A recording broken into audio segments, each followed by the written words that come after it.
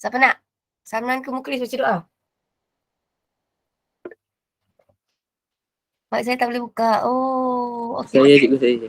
Yeah, terima kasih Muklis. Okay, bismillah. Teruskan Muklis. A'udzubillahi minasyaitonirrajim. Bismillahirrahmanirrahim. Allahumma ftah alaina hikmataka wa ansyur alaina min khaza'in rahmatika ya arhamar rahimin. Rabbi shrah li sadri wa yassir li amri wahlul 'uqdatam min lisani yafqahu qawli. Amin. Alhamdulillah. Alright. So kita teruskan tau. Alright. So terima kasih for those yang sudi join kelas ni kan. Okay, saya tahu memang susah sikit tapi tak apa. Kan kita buat mana yang kita mampu. So untuk saya kelas 21 orang ni pun just nice. Nanti korang boleh tengok recording. So kita masuk bab 13. Alright. Bab 13 ni dalam buku teks awak adalah pada muka surat 246 tau. Okay, buku teks adalah pada muka surat 246. Sekejap. Kenapa pen saya tak boleh pakai ni? Sekejap. Dan, right, 246. Sekejap. Lagi sekali. Komen.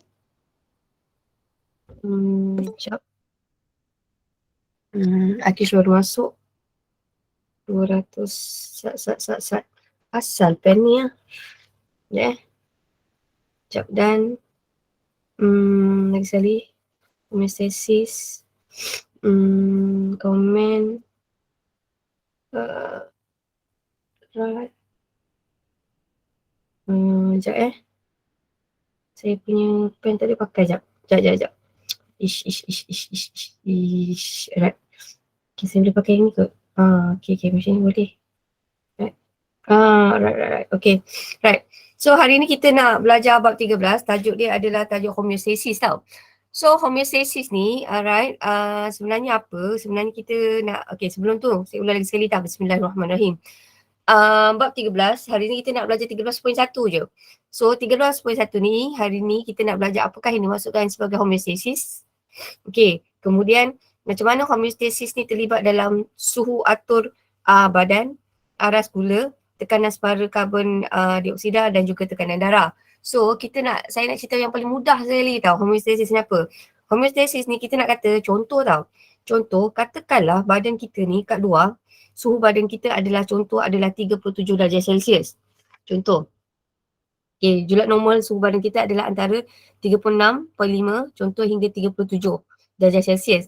Katakanlah jika nilai suhu tu meningkat, katakanlah kat luar kan, panas gila kan. So kat luar tu dekat 40 degree Celsius, katakanlah dekat 40 degree Celsius, badan kita akan sedaya upaya nak rendahkan suhu tu tetap pada julat yang normal.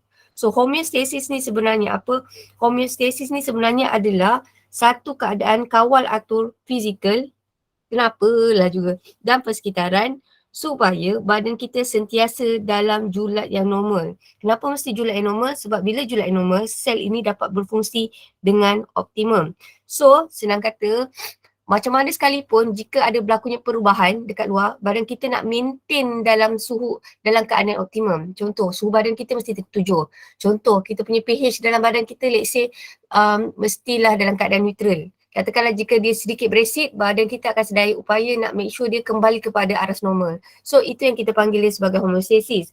So homeostasis lagi sekali kita nak kata dalam konteks awak adalah kawal atur faktor fizikal dan faktor kimia persekitaran supaya badan kita masih dalam julat yang normal. So senang kata, kita nak maintain badan kita mesti pada julat yang normal. Jika suhu itu meningkat, badan kita akan sedaya upaya nak turunkan suhu. Jika suhu itu terlampau rendah, badan kita sedaya upaya nak tingkatkan suhu. Okay, so dalam homeostasis ni ada satu keadaan kita panggil dia sebagai mekanisme suap balik negatif. Apakah mekanisme suap balik negatif? Macam saya kata, kalau suhu badan kita normalnya adalah 36.5 hingga 37, jika suhu tu meningkat, katakanlah suhu tu meningkat, badan kita tak akan terus meningkat tau. Badan kita akan sedaya upaya nak turunkan balik. Kalau suhu kita terlampau rendah, badan kita sedaya upaya nak naikkan balik. Kesimpulan dia mesti dalam keadaan normal. So, dalam homeostasis ni dia kontrol dua faktor. Satu adalah faktor fizikal. Ni pening sikit tapi jangan risau tau. Satu lagi adalah faktor kimia. Faktor fizikal adalah contoh suhu kat luar. Macam sejuk sangat kan. So, faktor fizikal ni suhu. Alright.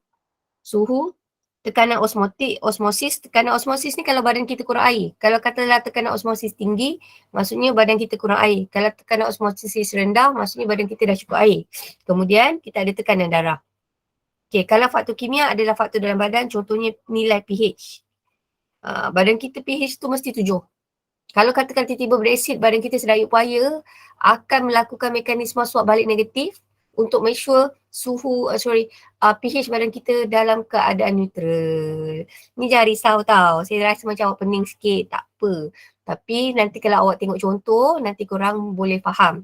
So dalam tajuk homeostasis ni, kita akan explain 3 contoh tau. Satu adalah suhu badan, satu lagi kawal atur suhu badan, satu lagi adalah kawal atur tekanan darah, satu lagi adalah kawal atur aras gula.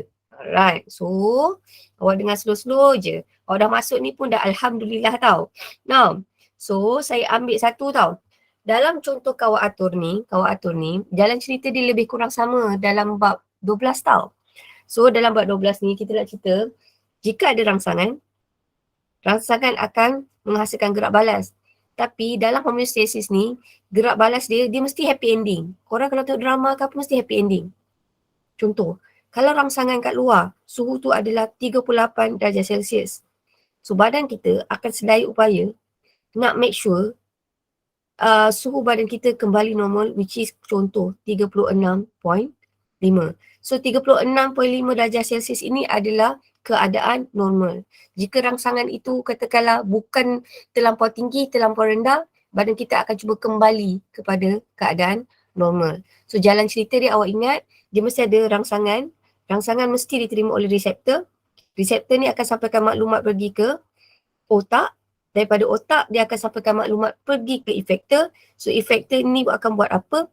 Efektor ini akan menghasilkan gerak balas dan akhir dia mesti happy ending. So happy ending dia apa? Mesti kembali normal. So kita try satu tau, suhu badan.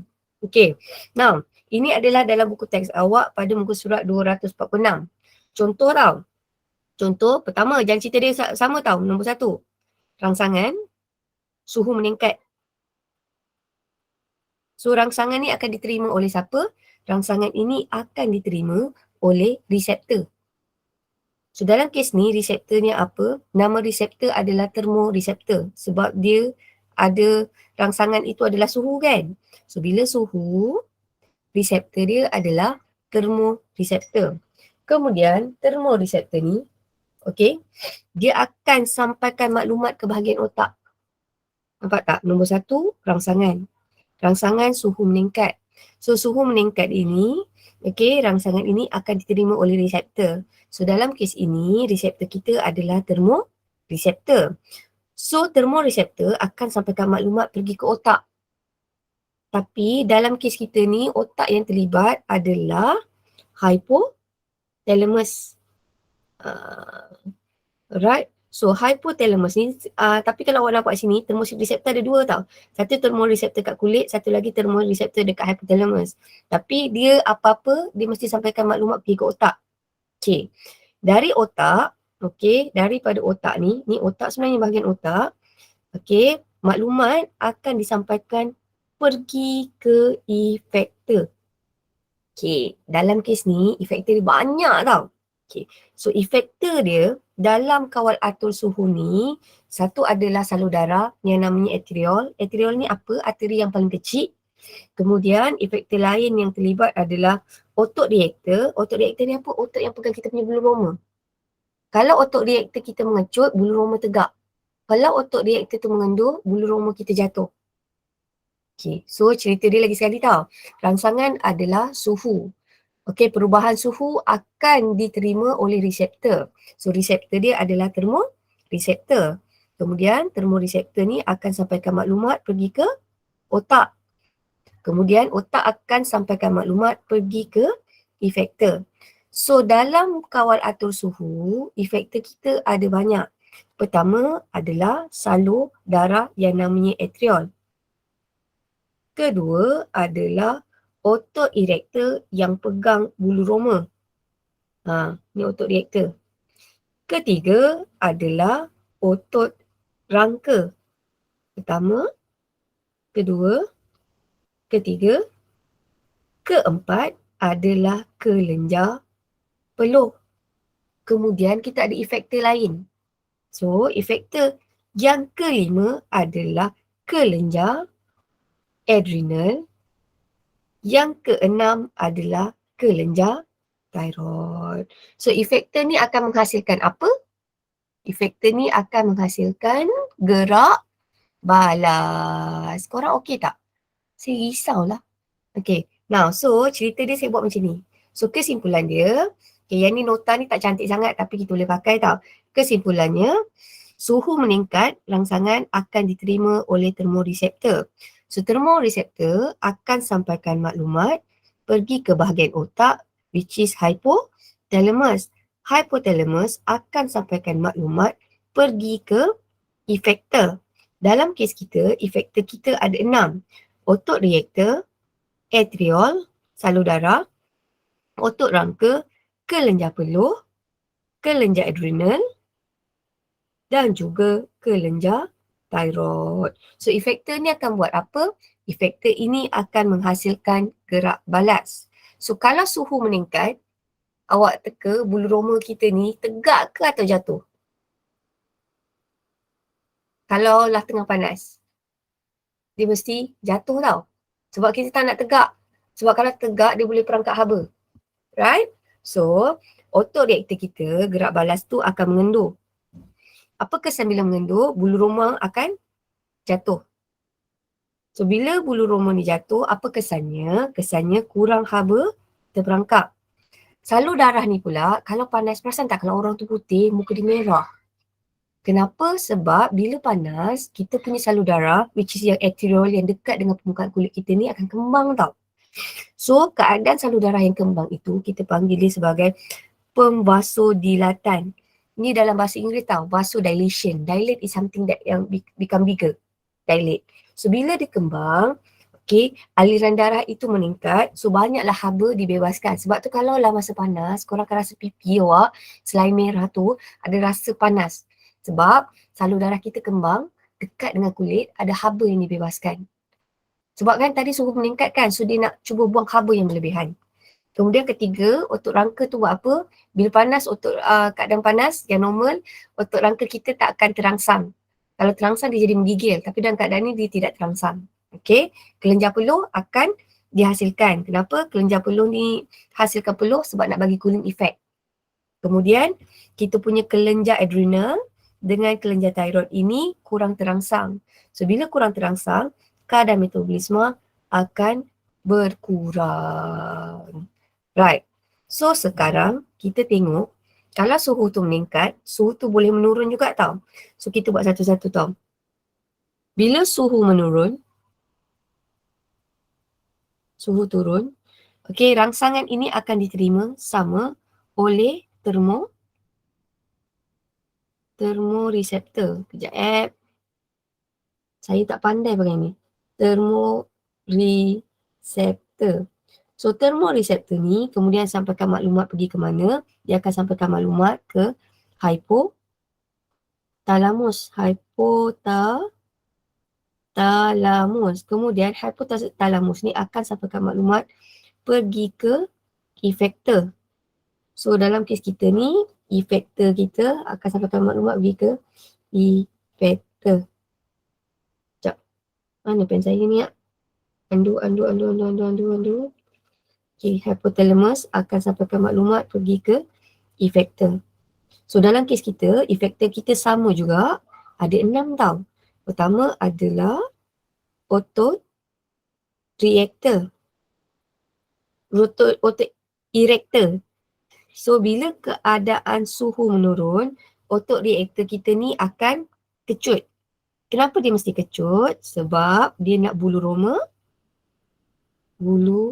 roma tegak. Kenapa mesti tegak? Sebab nak perangkap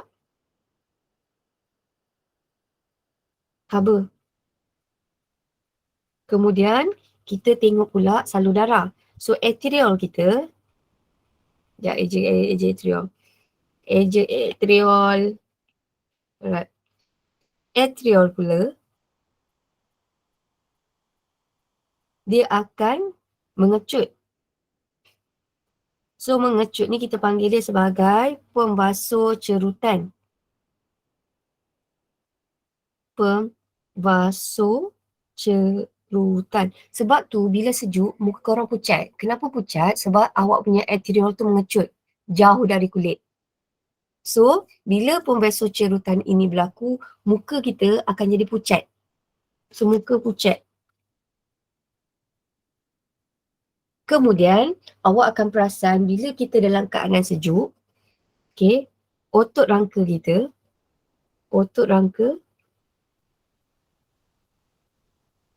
akan terangsang. Bila terangsang, dia buat apa? Dia akan menyebabkan kita menggigil. Tapi pada masa ni, masa sejuk, kelenjar peluh kita tidak terangsang. Kelenjar peluh tak terangsang. Bila tak terangsang, tak adalah peluh yang terhasil. Okey, ada tak efektor lain yang terlibat? Cukup tak 4 ni? Otot reaktor, atrial, otot rangka, kelenjar peluh. Ada tak efektor yang lain? Kalau korang type pun tak apa. Ada tak efektor yang lain? Dalam suhu ni, dalam kawal atur suhu ni, kita punya efektor cukup tak 4? Ada tak yang kita boleh tambah lagi? Which is kalau korang tengok buku teks, korang boleh tengok pada muka surat 248. So efektor kita yang terlibat dalam kawal atur suhu ni cukup je 4 ke atau ada lain? Ya, terima kasih Arif Salman. Kita ada lagi kelenjar nombor 5. Nombor 5 adalah kelenjar. Saya combine terus tau. Kelenjar adrenal. Nombor 6 adalah kelenjar thyroid. So bila kelenjar ni akan terangsang. Dia akan merangsang hormon adrenal. Bila dia merangsang hormon adrenalina, dia akan meningkatkan metabolisme.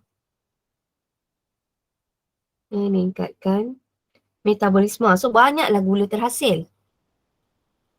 Banyaklah gula metabolisme ni yang untuk adrenalina ni, dia lebih banyaklah glukosa akan dioksida menjadi tenaga. Kelenjar thyroid pun sama. Kelenjar thyroid ni akan merangsang hormon tiroksina.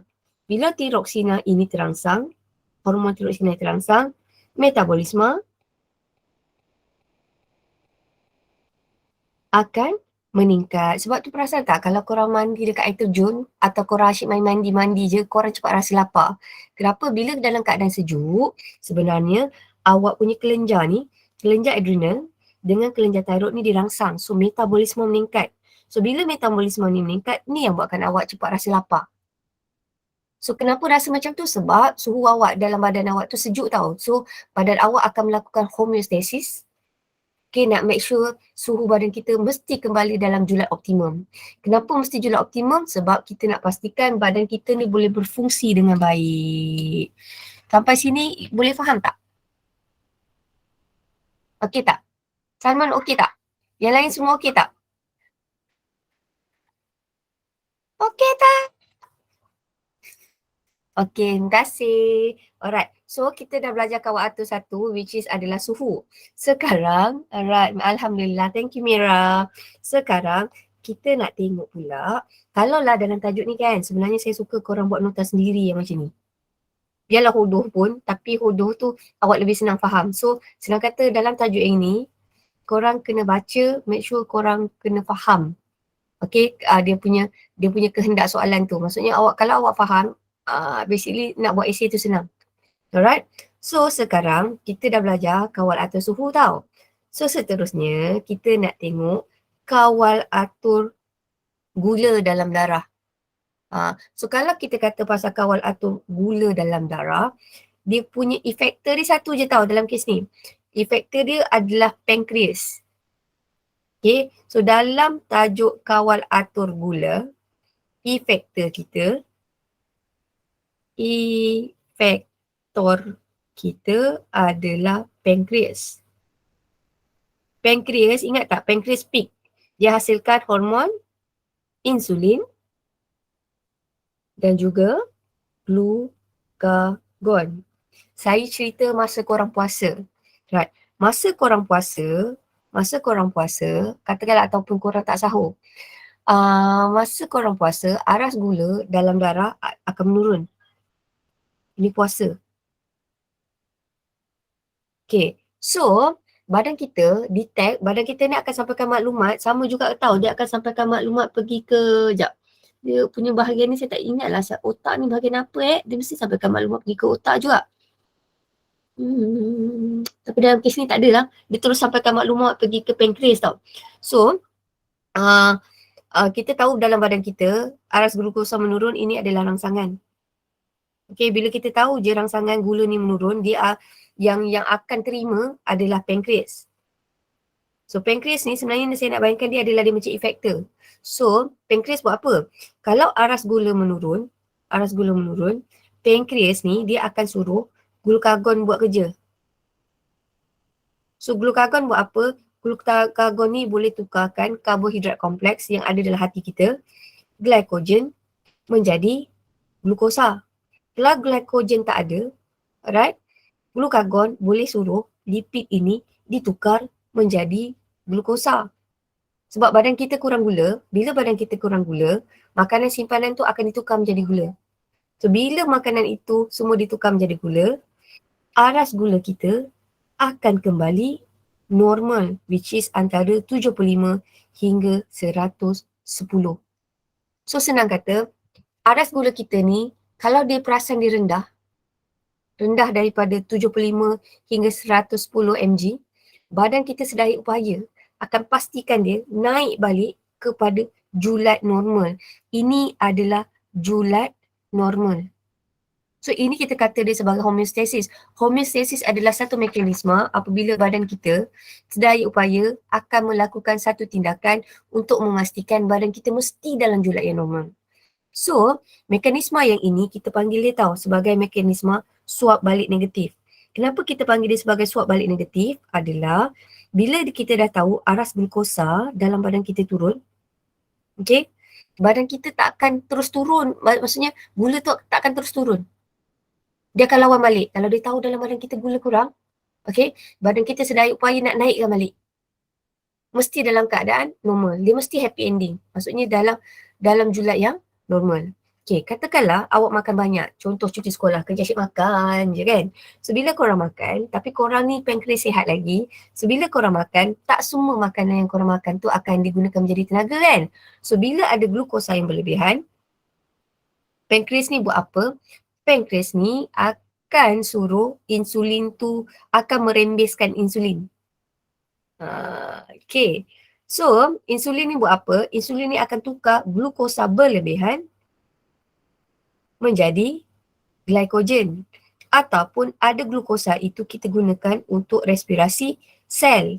Kalaulah glukosa itu tidak dapat ditukar menjadi glycogen, glukosa ini akan ditukar menjadi lipid. Dan ending dia, aras gula kita mesti kembali normal, which is antara 75 hingga 110. So, kesimpulannya, kawal atur ni adalah satu keadaan jika badan kita ini ada perasan ada perubahan, badan kita akan melakukan mekanisme suap balik negatif untuk memastikan badan kita dalam julat yang normal. Okay. Now, so kalau dalam buku teks awak, dia nak cerita yang ini tau. Yang tadi tu saya cerita simple je. Dalam buku teks, tadi macam saya kata, pankreas kan? So, awak tengok kat sini. Pankreas kita ni sebenarnya ada dalam pankreas ni ada sekelompok sel. Kalau yang hasilkan hormon insulin adalah sel beta. Yang ada dalam kelompok sel namanya adalah sel Langerhans. Yang ni korang baca nanti tau. Kalau glukagon adalah sel alpha. Okay, tapi kalau korang tak ingat pun tak apa. Korang just ingat, katakanlah kalau glukosa yang berlebihan, yang buat kerja adalah hormon insulin. Insulin ni nak tukar glukosa berlebihan menjadi glycogen. Tapi kalau glukagon terbalik pula. glukagon fungsinya adalah nak tukar glycogen menjadi glukosa. Alright. So ini kerja hormon glukagon. Yang ni pula kerja hormon insulin. Tetapi katakanlah ada orang tiba-tiba dia punya pankreas tu tidak berfungsi.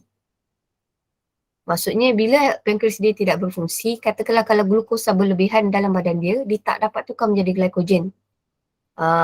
So katakanlah orang tu mengidap penyakit apa?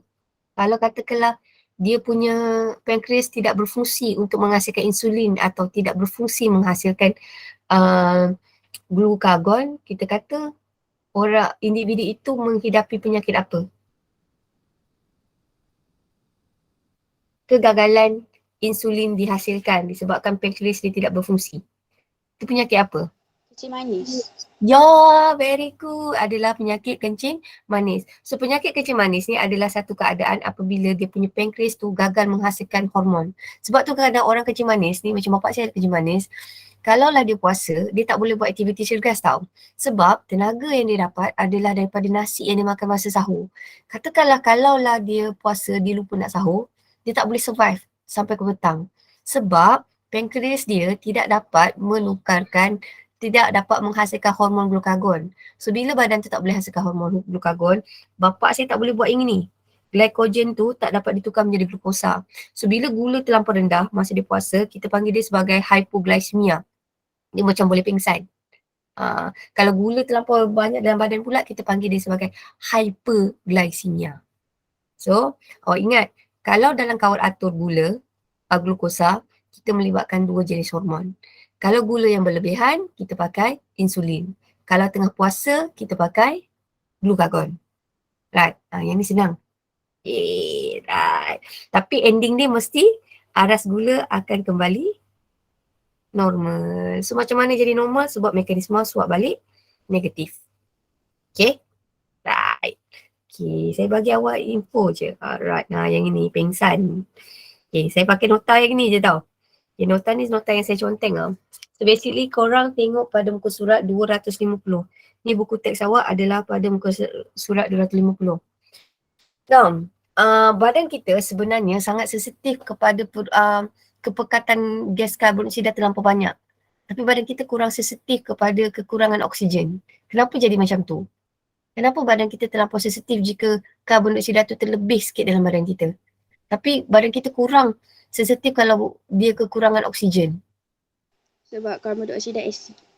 Yes, very good. Sebab gas karbon dioksida ni bersifat, dia boleh larut dalam air dan dia bersifat asid. Okay, right. So dalam kes ni, kita tengok tekanan, ini nota saya tau. Yang ni saya senang nak faham sikit tau. So, dalam kawal atur tekanan separa, sama juga cerita dia mesti ada rangsangan. So rangsangannya adalah bila kita buat aktiviti yang sangat cergas, contohnya segak, okay, respirasi sel meningkat kan. Bila respirasi meningkat, maksudnya banyak gas karbon dioksida dihasilkan. So gas karbon dioksida ni boleh larut dengan air. Bila dia larut dengan air, dia akan menjadi asid karbonik dan juga ion hidrogen. So bila ada asid karbonik dalam darah kita, pH darah kita akan jadi rendah, berasid. So rangsangannya sebenarnya adalah pH dalam darah kita akan jadi berasid. Kenapa? Aktiviti cergas. Sebab aktiviti cergas menghasilkan gas karbon dioksida. So rangsangan tu tadi kita kata pH tu rendah, berasid, dia akan diterima oleh reseptor. So dalam kes kita ni, bila dia punya rangsangan adalah pH, bahan kimia, reseptor yang terlibat adalah kemoreseptor. So kemoreseptor ni letaknya kat mana? Kemoreseptor ada dua. Satu letaknya dekat medulla oblongata, dekat otak awak, bahagian sini. Okay. Satu lagi letaknya adalah jasad karotid dekat jantung dengan jasad aorta. Okay. Kemudian daripada reseptor, alright, nombor satu ni tadi rangsangan, daripada reseptor, dia akan sampaikan maklumat pergi ke otak. So dalam kes kita, otak mana yang kawal? Otak adalah medulla oblongata. Kemudian medulla oblongata buat apa? Dia akan sampaikan maklumat pergi ke efektor. So dalam kes kita, efektor kita ada dua je dalam tajuk yang ini. Tajuk ni efektor ada dua je. Satu efektor dia adalah otot rangka dan diafragma. Okay. Kedua adalah otot kardium. So basically bila tekanan separa itu terlampau tinggi, Okay, alright, sorry, tekanan separuh. pH tu terlampau tinggi. Kita nak, bila pH tu berasid, maksudnya banyak gas karbon dioksida yang ada dalam badan kita lah. So, apa kita buat? So, otot intercostal dengan diafragma ni akan melakukan ventilasi. Ventilasi tu yang awak tercungak-cungak. So bila tercungak tu ada banyak pertukaran gas. So ventilasi, pengudaraan lah. Okay, kemudian otot kardium ni buat apa? Otot kardium akan mengecut dengan mengendur lebih cepat. Kenapa nak mengendur lebih cepat? Sebab kita nak keluarkan gas karbon dioksida dari badan. So therefore, bila efektor kita akan melakukan aktiviti yang lebih cergas, maksudnya otot intercostal dengan diafragma ni melakukan kadar ventilasi lebih tinggi, otot kardium ni akan mengecut dengan lebih tinggi, kadar denyutan akan lebih cepat. So therefore, lebih banyak gas karbon dioksida akan dihembuskan keluar. So bila banyak gas karbon dioksida dihembuskan keluar, apa jadi? Dia akan jadi kembali normal. Nampak tak? Jalan cerita dia mesti, yang ending ni mesti wajib tahu. Tekanan spiral, gas karbon dioksida atau pH darah akan kembali normal.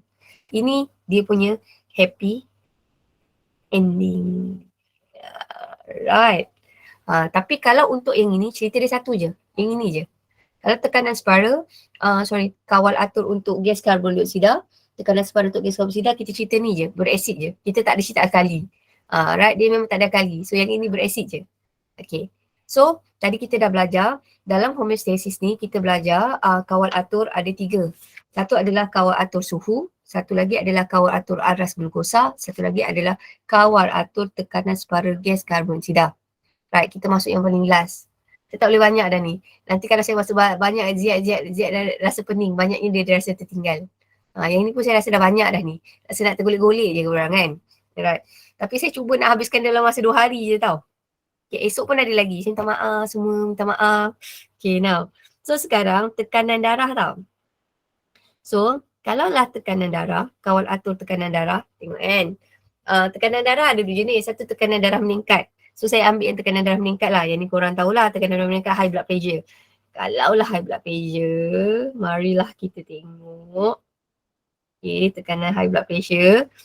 Okay, ini adalah rangsangan. Alamak, tak cantiknya. Ini adalah rangsangan. So rangsangan adalah tekanan darah meningkat. So tekanan darah meningkat, rangsangan akan diterima oleh reseptor. Dalam kes kita ini, apabila tekanan, kan, so reseptor dia adalah baroreceptor. Alright, so baroreceptor dia akan sampaikan maklumat pergi ke otak. So dalam kes kita, otak kita ni apa? Bahagian mana? Medulla oblongata. Awak ingat yang penting-penting je. Kalau awak nak lebih pun boleh. Awak kata baroreceptor letaknya di arka aorta dengan arteri karotid. Yang ini letak dekat jantung sebenarnya. Kemudian dia akan sampaikan maklumat daripada baroreceptor, akan sampaikan maklumat pergi ke medulla oblongata. Di medulla oblongata, dia akan sampaikan maklumat pergi ke efektor. Dalam kes kita, efektor kita sebenarnya ada 2. Satu adalah atriol, adalah salur darah. Salur darah. Admit. Satu adalah salur darah. Satu lagi adalah jantung, otot kardium. So bila tekanan darah tinggi, dah tinggi sangat, so kita nak rendahkan balik tau. So bila kita nak rendahkan balik, kita buat apa? Salur darah tu akan mengembang. Sebab tekanan tinggi kan, aliran darah tu laju. So badan kita buat apa? Badan kita, salur darah tu dia akan kembang. Bila dia kembang, kita nak kurangkan aliran darah. Kemudian bila tekanan darah kita tinggi, jantung kita pula dia akan jadi slow sikit. So pengecutan otot kardium. So akhirnya dia akan kembali normal. So maksudnya kembali normal ini adalah dia punya happy ending. Right. So sekarang kita tengok pula jika tekanan darah rendah. Tekanan darah rendah ni pun tak elok tau. Nanti awak cuma senang pening tau. Okay, so dalam kes ni sama juga tau. So rangsangan, tekanan darah rendah. Sama juga rangsangan akan diterima oleh reseptor. So dalam kes kita ini, reseptor kita adalah reseptor. Baroreseptor akan sampaikan maklumat pergi ke otak. Dalam kes kita, otak kita bahagian mana yang terlibat? Otak yang terlibat adalah medulla oblongata. So, medulla oblongata ni buat apa? Dia jadi kurang dirangsang.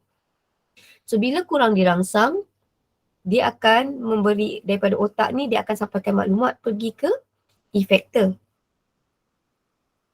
So, dalam kes kita, efektor kita ada dua. Satu adalah salur darah. Satu lagi adalah otot jantung. Bila tekanan darah itu rendah, salur darah ni dia mengecut. Kenapa kecut? Dia nak bagi aliran darah tu lagi laju. So therefore, pemvasocerutan berlaku. Kemudian tekanan darah tadi rendah, kita nak tingkatkan dia.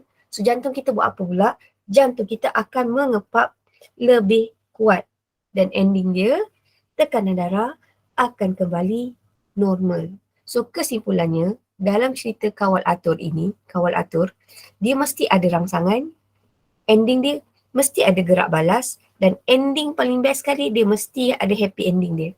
Dia mesti kembali pada julat normal. Yang ini kita panggil dia sebagai homeostasis. So hari ni kita belajar homeostasis ni, homeostasis, kita belajar stasis, kita belajar ada 4 kawal atur. Kawal atur. Satu adalah kawal atur apa? Suhu. Kemudian kita ada aras glukosa. Lagi kita ada tekanan separa gas karbon dioksida. Tekanan separa karbon dioksida.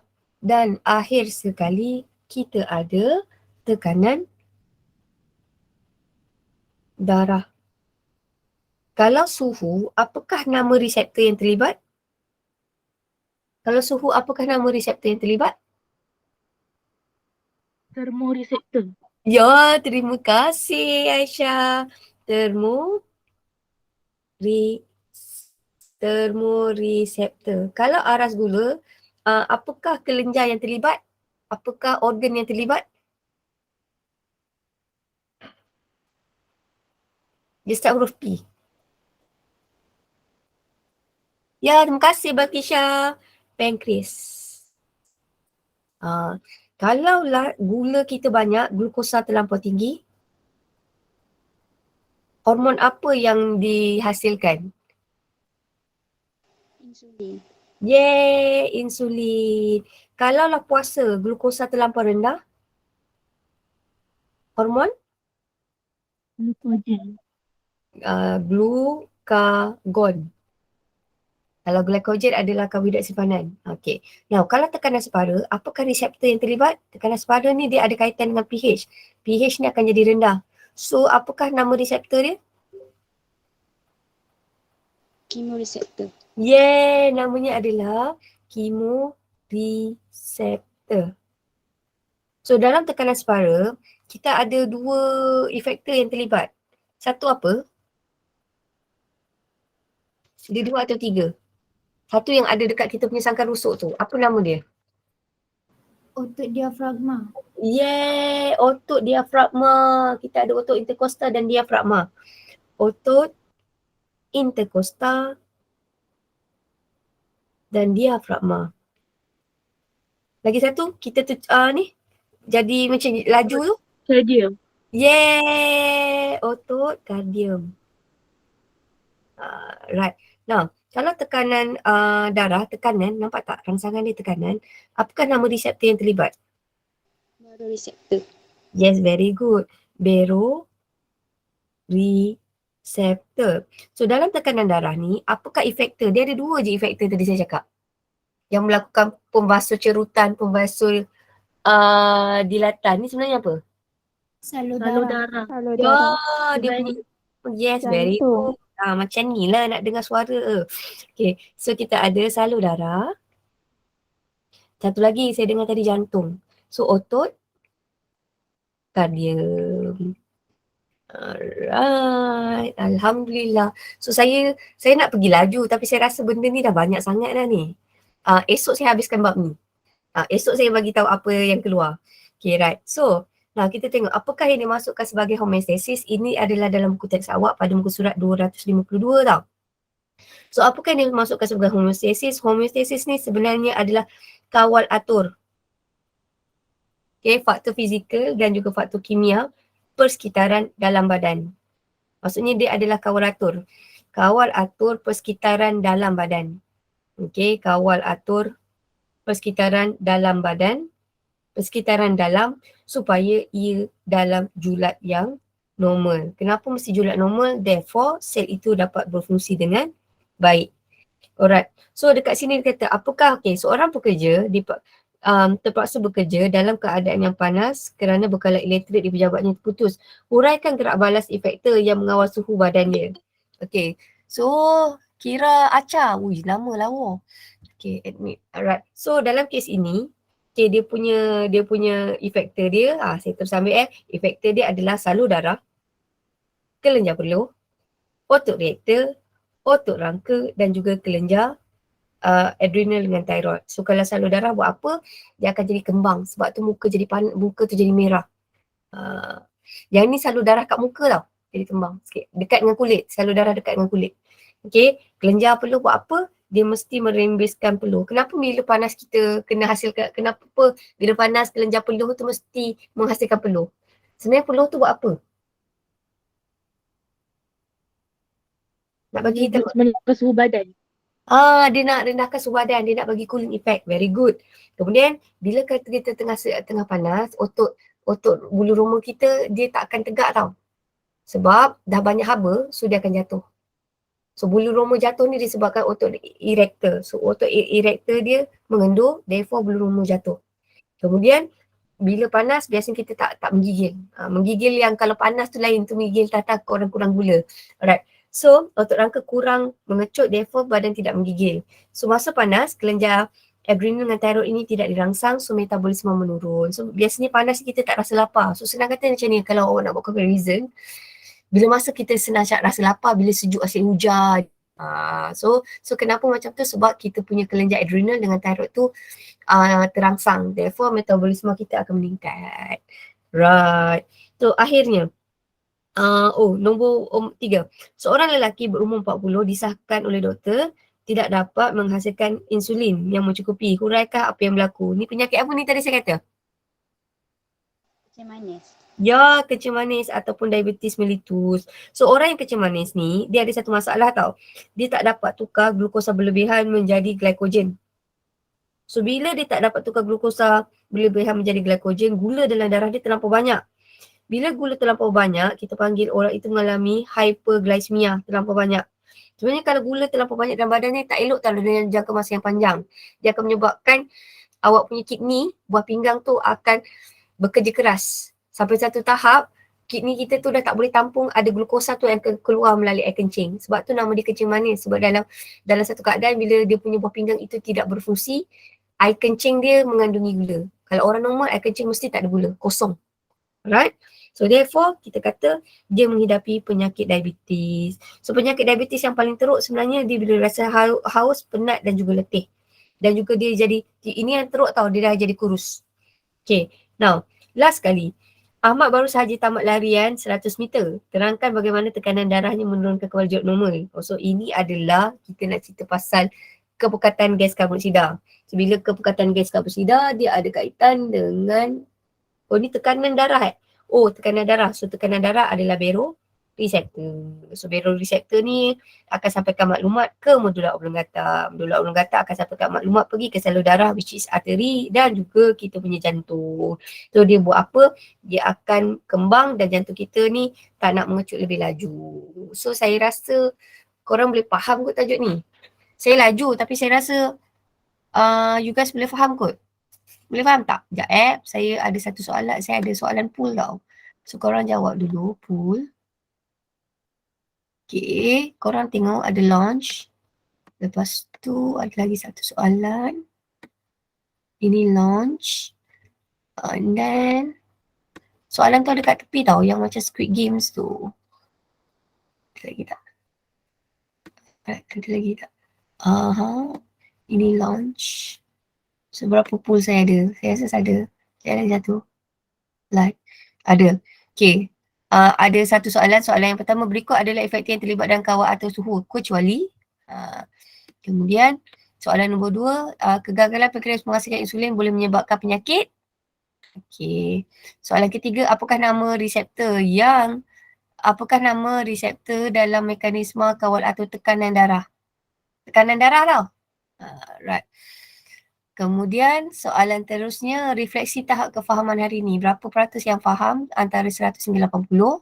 Kemudian awak vote kat situ berapa orang yang faham. Ni yang vote ni baru 2 orang yang vote. So korang kena vote lah. Saya tak nak lama sangat tau. Saya tak pandai buat kelas, kalau terdesak sangat saya akan buat kelas direct. Tapi saya rasa saya suka, ini saya tau, saya suka ajar dulu sampai sini, bagi korang bertenang, digest dulu ilmu tu, dan esok kita masuk baru. Walaupun lambat ni, maksud saya lambat bukan macam mana, sepatutnya saya boleh drag 2 jam kan. Dia bukan masalah awak, dia masalah saya. Saya rasa macam saya boleh prepare bahan tu hanyalah sampai 13.1 je. Esok saya masuk 13.2 and then saya terus masuk 13.3, kita habis. So maksudnya saya perlukan lagi 5 kali kelas untuk habiskan kelas tu.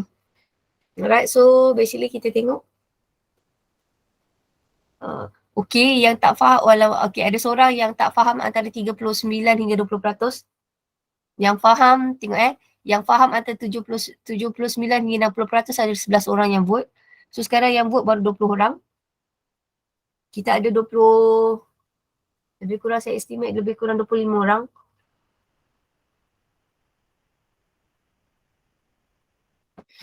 So basically, 23 orang. So kita tengok tau jawapan dia. Right, let's go. No, saya tunjuk jawapan Okay, jap. Share. Saya nak share. Sekejap, mana activity post. Okay, show. Okay, now tengok kat sini tau. So, berikut adalah efektor dalam suhu badan manusia. Kecuali adalah pankreas. Sebab pankreas ni terlibat dalam kawal atur apa? Gula dalam darah.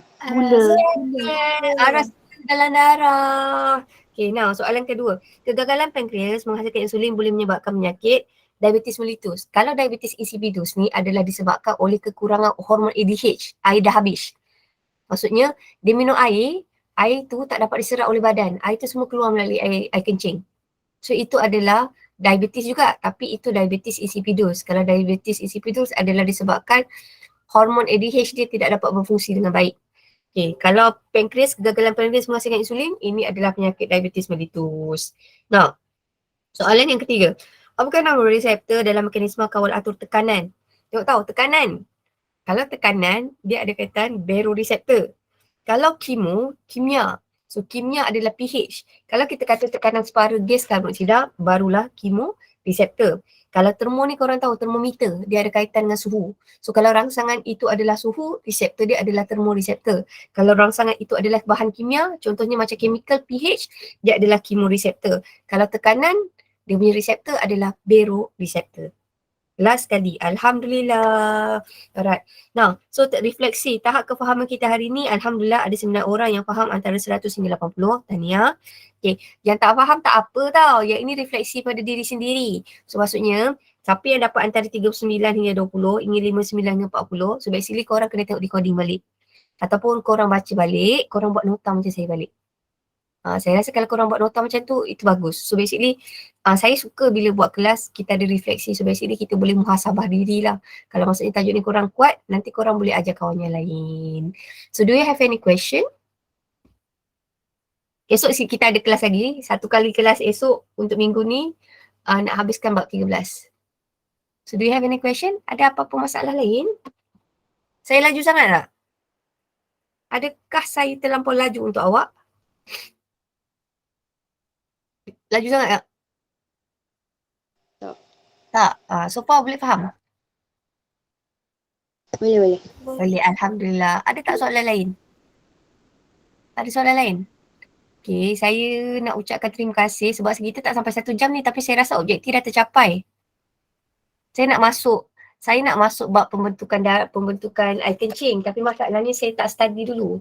So basically kalau yang saya tak study tu saya tak nak ajar dulu sebab nanti saya ajar serabut. Maksudnya saya suka saya ajar, saya dah prepare. So bila saya dah prepare, saya deliver tu cantik sikit. So bila saya tak prepare tu saya macam serabut sikit. So terima kasih kerana sudi pinjamkan masa awak. Sudi luangkan masa lebih kurang 1 jam. So hopefully awak boleh dapat lah. Okay, so recording biasa saya tak bagi malam ni tau. Biasanya saya bagi besok. So kita ending sampai kat sini. So korang bolehlah buat apa yang korang nak buat. So itu saja. Saya minta maaf atas segala salah dan silap. Do you have any question?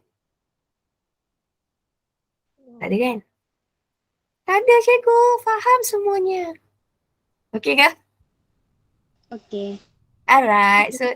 So itu sahaja. Terima kasih kepada sudi yang join the class. Thank you Shalini. Awak seorang kot wakil kelas opsi. Damia ada masuk tak? Saya teacher Nisha.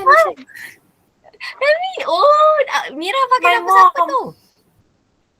Oh, my mom. Okay, alright. Okay, thank you. Join the class. So okay semua. Kita jumpa besok tau.